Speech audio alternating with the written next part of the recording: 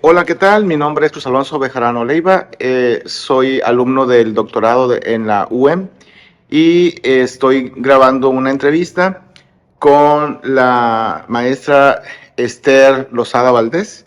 Es una profesional con amplia experiencia en gestión escolar, acompañamiento docente y diseño de estrategias para mejorar los aprendizajes de nuestra región.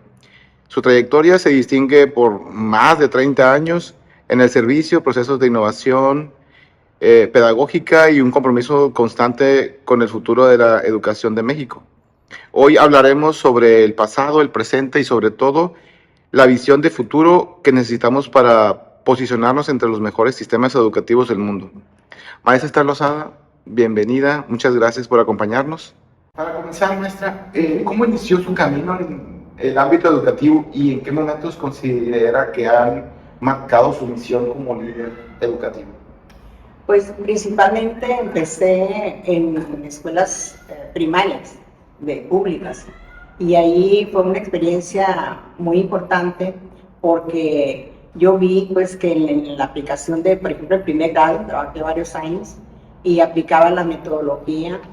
Primero empezamos con el fonético y después empezamos con el ecléctico, pero la satisfacción mía fue que al aplicar la metodología, al final ver cómo los alumnos, cuando leían y cuando escribían, cómo veía esa actividad tan bonita que decía yo, pues qué bien el trabajo que se hizo porque sí aprendieron. Entonces eso me emocionaba mucho y a la vez me estimulaba a seguir adelante.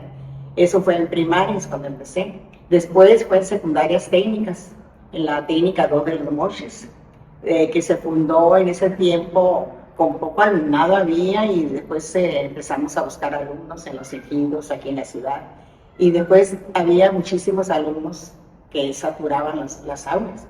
Entonces eso nos dio gusto y tuvimos un líder muy importante, el ingeniero Jaime Zaragoza Bueno, que fue el que fundó la técnica 2 y también el CECIT en ese tiempo y el tecnológico.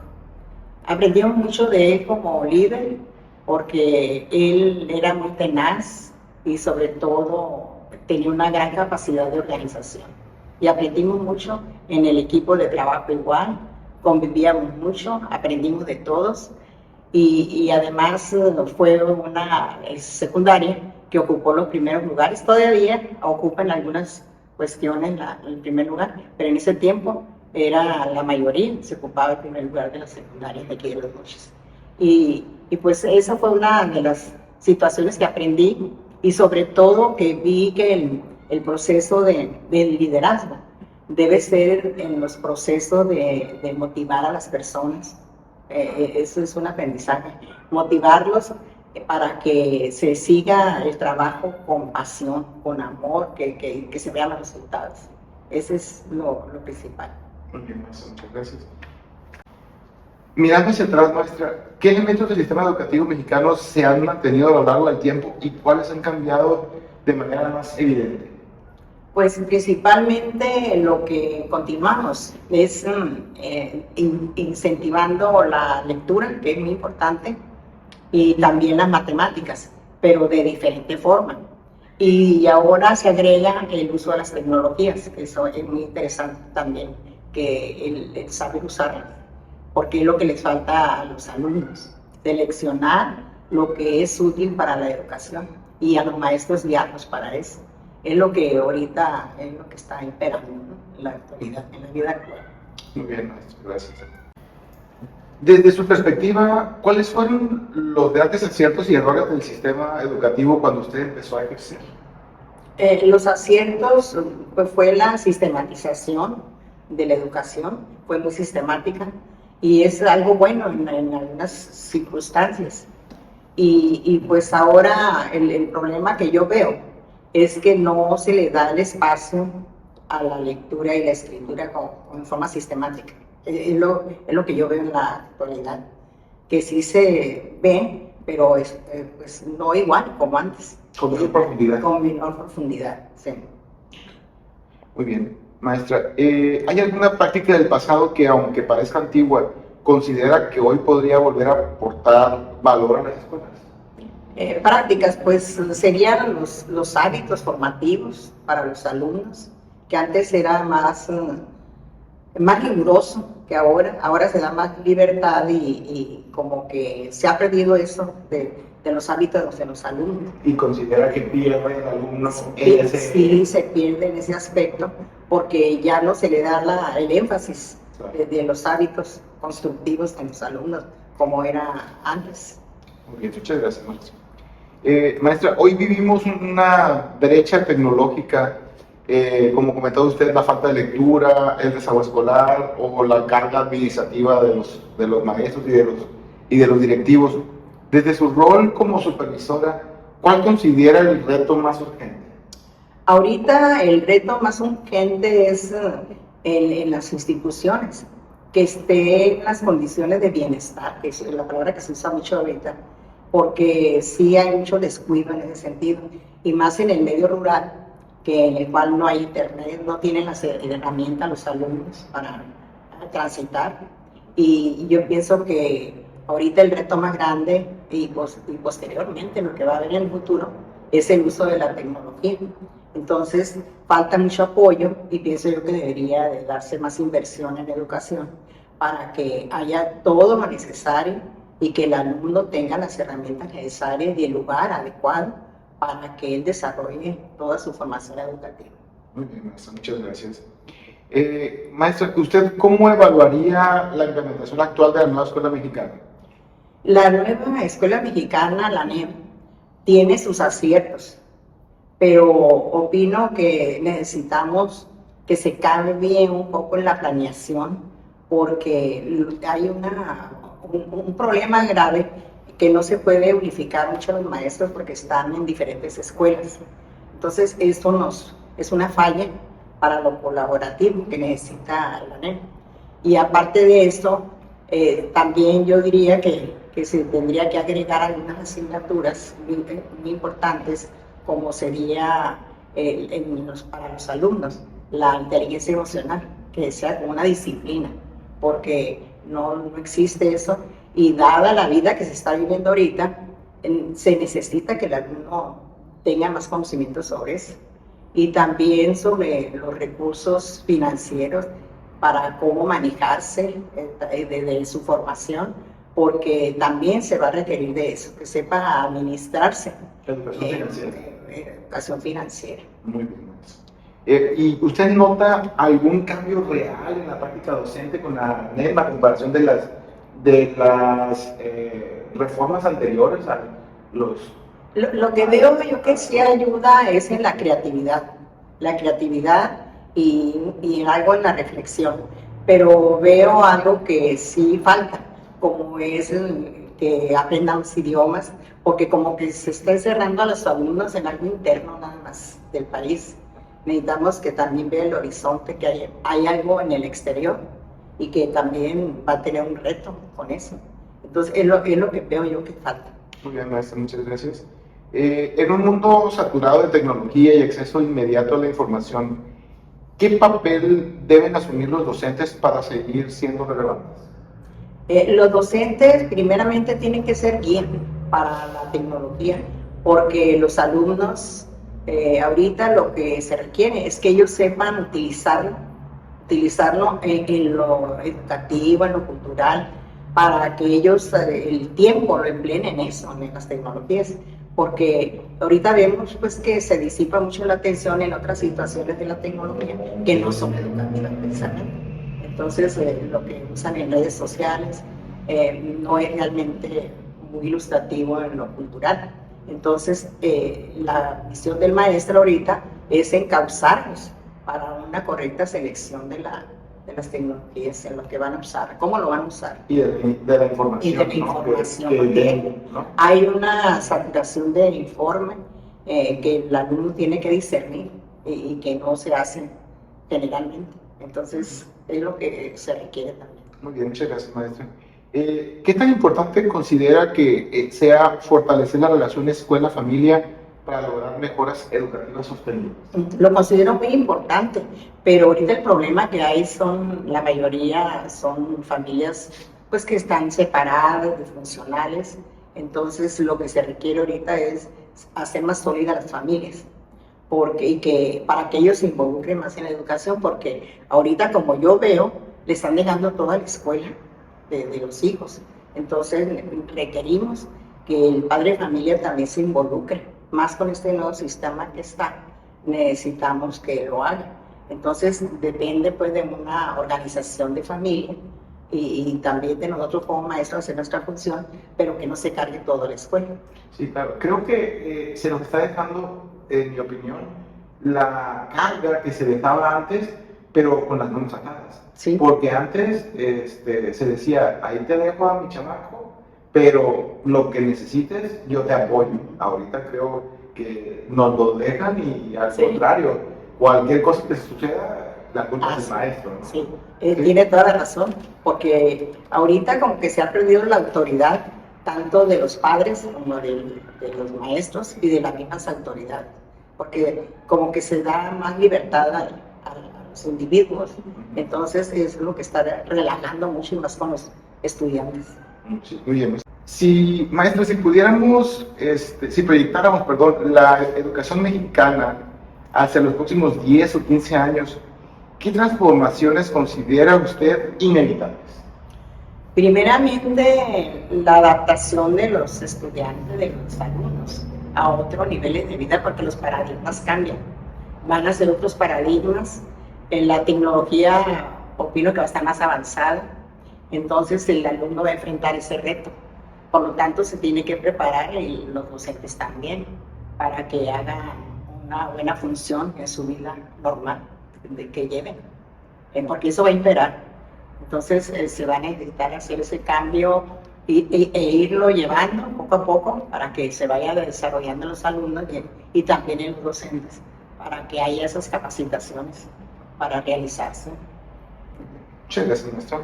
Desde su mirada, ¿qué habilidades deberían dominar los estudiantes para afrontar un futuro marcado por automatización, inteligencia artificial y problemas globales complejos? Sí, y no nada más los alumnos, también tienen que ser los docentes y las escuelas. Las escuelas tienen que tener primeramente esa estructura de bienestar en la escuela para que el alumno le guste estar ahí y tener las herramientas adecuadas donde van a usar la plataforma, donde va a ser la tecnología más avanzada y es lo que va a imperar en ese tiempo. Entonces, la escuela también tiene que tener esa función importante. Evolucionar junto con la sociedad. Junto con la sociedad. Así es, muy bien, maestro. ¿Qué rol imagina para la escuela en el futuro donde el aprendizaje puede ocurrir en ambientes híbridos? Es decir, plataformas virtuales o incluso entornos que sean inmersivos. Principalmente opino que la escuela nunca va a desaparecer, siempre el maestro tampoco, porque tiene que guiar todas esas diferentes formas de trabajar, que en realidad va a ser un gran avance, pero tienen que ser guiados los alumnos. Y también si van a trabajar en plataformas, si van a ser híbridas las funciones del maestro, pero tiene que ser una guía para ellos. Entonces la escuela tiene que adaptarse también, y los maestros. De hecho ya tuvimos una probadita de eso, sí, ¿no? Ahora con la pandemia. ¿No? Hicimos un poquito de esa prueba. De esa práctica. Ajá, exacto. De un día para otro, pero lo hicimos, ¿no? México suele ubicarse por debajo de los primeros lugares en evaluaciones internacionales. Según su experiencia, ¿qué cambios estructurales serían indispensables para revertir esta tendencia? Es decir, el que ya no salgamos en los últimos lugares. Sí, es lo que señalaba anteriormente. Tiene que haber una sistematización de trabajo, tanto del docente como del padre de familia, como toda la comunidad, para que esto vaya avanzando, y sobre todo los planes y programas deben de tener esa visión de que hay algo más del país, algo más afuera, como son los idiomas, ver los adelantos que hay, ver los retos, que también se enseña a tener retos el alumno, porque esto le va a ayudar a crecer, a tener más carácter y fortalecerse en su educación. Muy bien. Muchas Tiene gracias. que haber ese avance. Muy bien, maestra, gracias. Si usted pudiera diseñar una política educativa nacional pensando en el futuro, ¿cuáles serían sus 3 prioridades estratégicas? Pues primeramente el amor a la lectura. Hay muchos libros digitales que los alumnos no aprovechan, entonces enseñarles a eso, porque por medio de la lectura va a conocer mundos, va a avanzar, va a tener más conocimientos, pero necesita seleccionar y aprovechar toda la información que existe, pero seleccionarla. Entonces esa es una. La otra es a aplicar también una disciplina de inteligencia emocional, porque eso no existe y necesitamos que esté en las escuelas, porque eso va a ayudar al alumno a madurar, a enfrentarse a los retos que va a tener en el futuro, porque van a ser entre más. Entonces, la inteligencia emocional es muy importante también y sobre todo también las tecnologías, que saber utilizar las herramientas, porque eso también lo va a necesitar, pero necesitamos más capacitación, más prácticas y tener todas las condiciones necesarias para ello en las escuelas.